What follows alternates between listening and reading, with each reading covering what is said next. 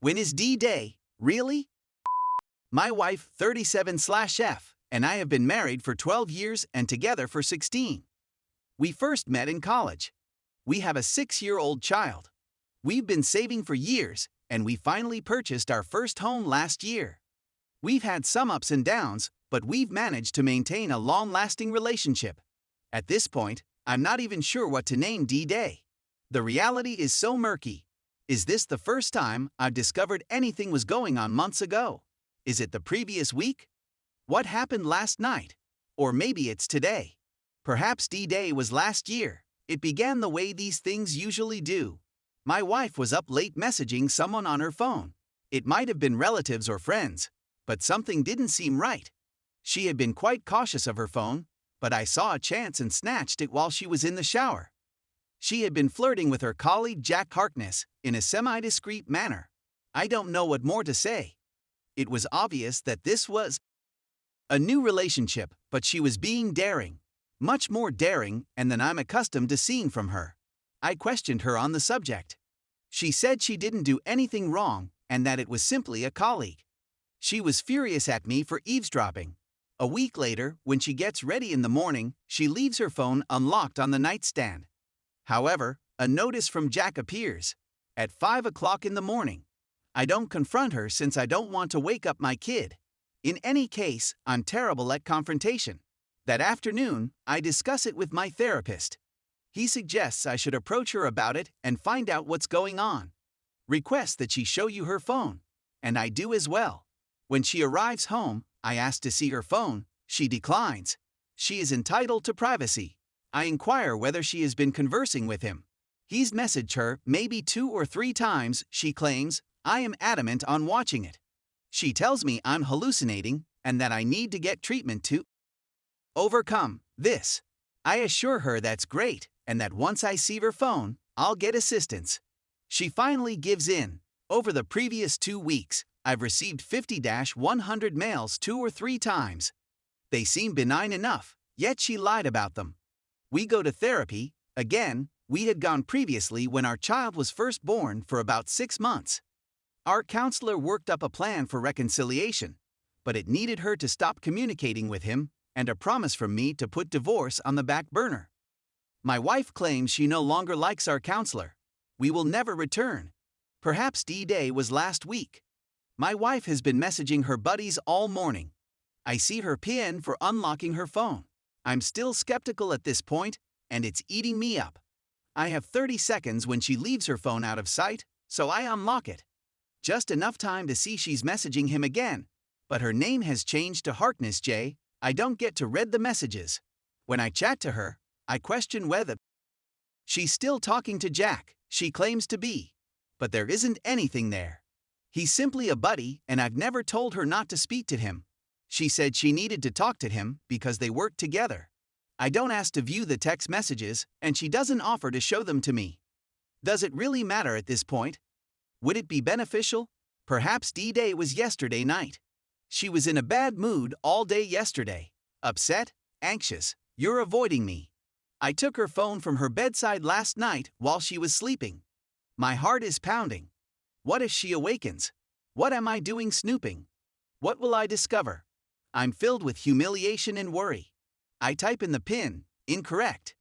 This time, there aren't enough digits. Her new PIN is a little longer. Well, effing it. I opt to sleep on the sofa at this time. She gets out of bed and goes downstairs, inquires whether everything is all right. I tell her I have a headache, which is correct at this point, and that I'm feeling nauseated. Also true. She inquires as to whether I have a fever or if I have COVID. I promise her that I do not. It was just a sinus headache. She invites me to come up to bed and tell her what's wrong. I inform her that I believe she is having an affair. She claims she would never do such a thing. She inquires whether this is about the other man. I inquire as to why she flirts with him. She claims it's because it's enjoyable. That's the end of it. My headache overpowers me, and I tell her I need to sleep. Today is, I suppose, D-Day. I'm exhausted. Emotionally as well as physically. I'm sick of the trickling truth's leaky faucet. I'm sick of the nuclear football with mobile phones. I'm sick of being worried and knowing that I'm always half right and leave feeling like an 80. I'm at a loss for words when she arrives home. I'm bad at dealing with conflict. I simply want this nightmare to stop. Story 2. My 29 female boyfriend 30 male, and I struggle with trust and weed. My partner, 30M, and I have been dating for nearly 3 years. However, we dated for a half year around 10 years ago, and then became friends, long distance. So we've known one other for a while. We have a daughter, 1F, and I am expecting a boy. My primary problem with him is a lack of trust. I realize this is a touchy subject, but I'm not alright with viewing porn. I told him this right away. I would have been willing to communicate about the subject, which I also informed him. But he said he wouldn't watch it, and I assumed that was the end of it. Cue multiple instances in our relationship when he confesses to still viewing it. We have lengthy discussions about it. He promises to quit, rinse, and repeat. The most recent came a few months ago. When he informed me, I believed you meant I didn't know you felt hentai was porn. The problem is we misunderstood the sort of media. O.K.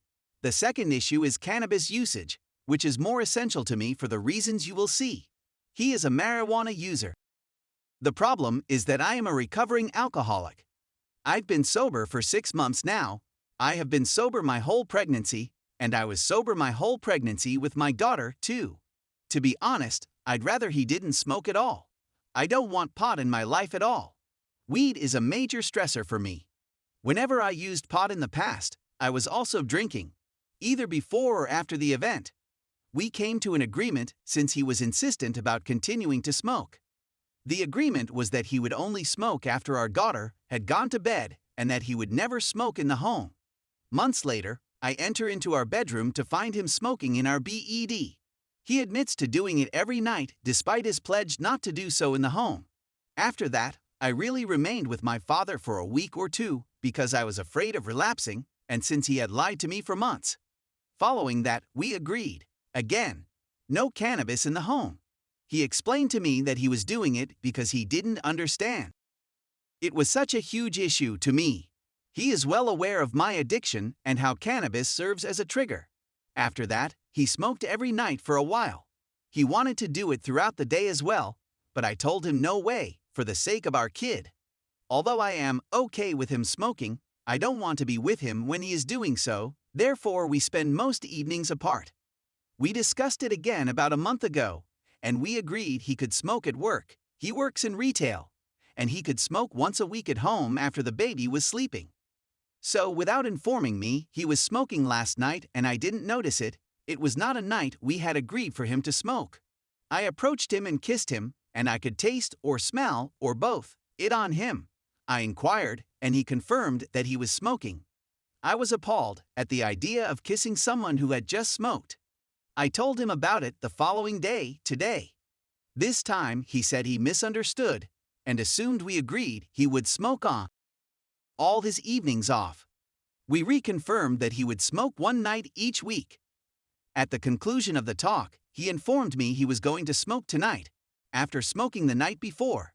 I know I'm asking a lot of him, but for the sake of my children, my sobriety must come first, and it seems that I'm already bending my ideals for him. All of my conversation seems to go in one ear and out the other. I'm tired.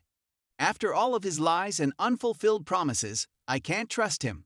Why should I trust him at this point? I'm still battling for us since we have a little kid and are expecting another.